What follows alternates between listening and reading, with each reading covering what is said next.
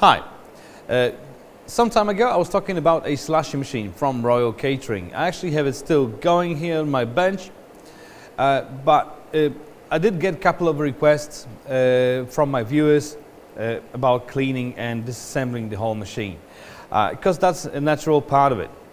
So after service it's time for cleaning, and this machine you need to clean every day after service, because it works with sugary syrup, and usually it works when the weather is really nice and sunny, so it needs regular cleaning. Also, once in a while you need to change the seals and do some maintenance. The producer gives you a set of spare seals and some lubricant, so that's a really cool feature, and today I will show you how to feel through the machine, disassemble it, and where the parts go in. Alright, starting from the top. First of all, of course, you have to make sure the machine is unplugged. Then you just take the lid off. This is a simple click in, click out system. So you just open it up, take the lid off. While we at it, the safety feature is right there, so that's what needs to go inside of the lug there. That will make the machine work. If the lid is not properly assembled, well, put on, it will not work. Alright, once the lid is off, there's another lid of the chamber itself. This actually makes, well, it works as an insulation, so it keeps negative temperature inside. Alright, so that is another thing. Alright, so just remember, when you receive the machine from the factory, it is really nice and tight fit. Well, everything is screwed together very, very tightly. So I already loosened up a couple of screws, but remember, this will be really snug to unscrew. They're pretty loose at the moment, but just for the purpose of the exercise, these two need to go off. And then sort of, well, it's a bit of hard work, but you need to wiggle the whole container, the chamber, of the seal. And it actually requires some time. Remember, if the seal is fresh, it will be a really snug fit. It will sit really tightly. So it kind of like, you need to build up a little bit of momentum, wiggle it around a little bit, pulling it, a couple of times. It will take a bit of time. So don't worry if you need to struggle a bit.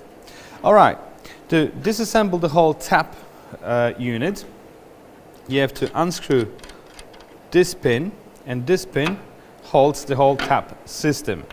So really careful. You can just take this out, the handle, and then it's actually not a screw, you just need to sort of wiggle it around, just like so. Be careful, because the spring is still spring tension on it, and you can take the whole unit out, including the spring, just like that.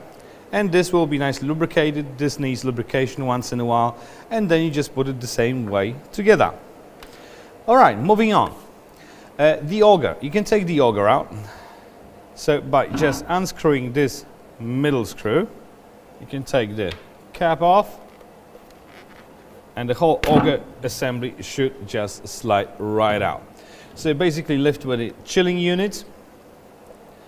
Any further disassembly must be done with qualified service stuff, so this is as far as it goes for a normal user. The seal will come off quite easily. It's very easily replaceable. Just make sure when you put it back on, it will put it this way, so the kind of like, the rubber edges are facing outwards. Alright, so that's basically it. You have the machine completely field stripped for thorough clean.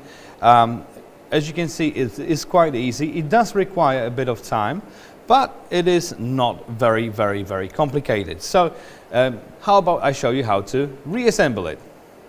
Alright, so you just put the seal back on, just like so. The auger comes on the chilling unit. While we're at it, just have a look at this bit.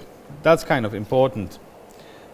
This needs to align with a profiled hole in the auger, otherwise it will not fit. So just make sure you align it right. it will fit snugly in. Then you just screw this back on. Make sure it's quite tight, but not too tight. Otherwise, it will just get stuck to the chilling unit. So now the tap goes in quite easily. The lug, you can push it with your finger. Make sure it fits right there in that hole. Then you just take the pin, make sure it fits, goes all the way through, just like that. Secure it with the nut. And then you're ready to put the chamber back on. So you kind of like have to wiggle it in. And now it's again hard work because you have to fit it in really snugly, just like that.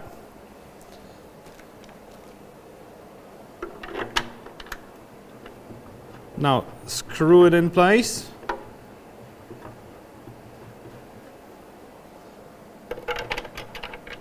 Tighten the screws.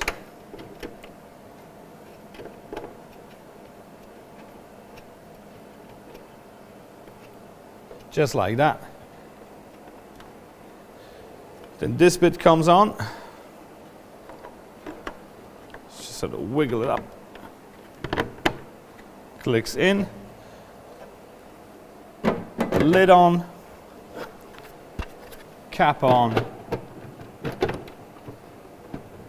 And lock it in place. That's about it. So it literally took me a couple of minutes to field strip and reassemble it. So it is not that hard, but it is necessary to be done every once in a while. All right, I hope that explains a lot. If you have any questions, be sure to ask away. Thank you very much for watching, and I see you next time.